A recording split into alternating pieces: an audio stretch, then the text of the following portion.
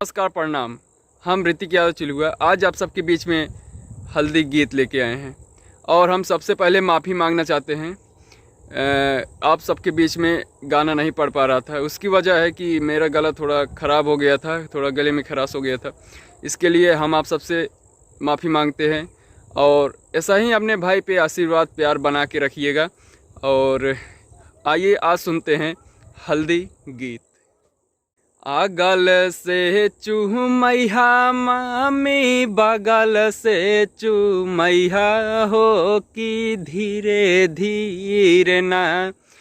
अगल से चूमैया मामी बगल से चूमैया हो कि धीरे धीरे ना।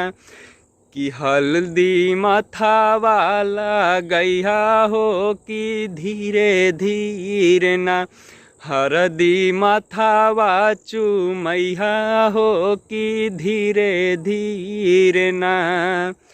अगल से चूमैया दीदी बगल से चूमैया हो कि धीरे धीरे ना। हो कि धीरे धीरे ना। हरदी माथावा लगैया हो कि धीरे धीरे ना। हरदी माथावा चूमैया हो कि धीरे धीरे ना।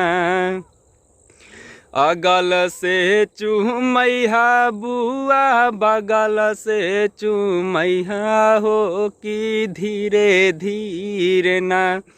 अगल से चूमैया बुआ बगल से चूमैया हो कि धीरे धीरे ना। हरदी माथावा लगैया हो कि धीरे धीरे ना।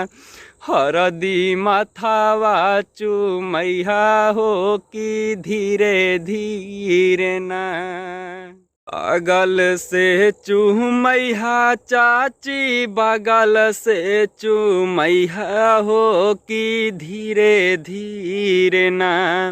अगल से चूमैया चाची बगल से चूमैया हो कि धीरे धीरे ना।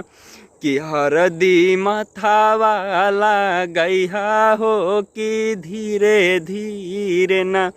हरदी माथावा लगैया हो कि धीरे धीरे ना। बगल से चूमैया मामी बगल से चूमैया हो कि धीरे धीरे ना। हो कि धीरे धीरे ना। हरदी माथावा लगैया हो कि धीरे धीरे ना। हरदी माथावा चूमैया हो कि धीरे धीरे ना। हरदी माथावा चूमैया हो कि धीरे धीरे ना। हरदी माथावा चूमैया हो कि धीरे धीरे ना। हरदी माथावा चूमैया हो कि धीरे धीरे ना। गले में खराश की वजह से अभी आप सबको हम बड़े ही सही से नहीं सुना पा रहे हैं। अब आप सब देख सकते हैं कि जो मेरा गला है वो भी पूरे तरीके से ठीक नहीं हुआ है, थोड़ा बहुत अभी खराश है गले में।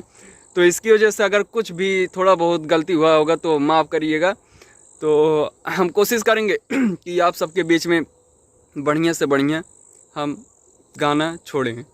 तो आप सब देखिए और हम अपना गला भी कोशिश करेंगे जल्दी ठीक हो जाए और उसके बाद हम अगला गाना हम आप सबके बीच में लाते हैं। कोई भी गलती हुआ होगा मुझे माफ़ करिएगा और अपने भाई पे ऐसे ही प्यार और दुलार बना के रखिएगा। धन्यवाद।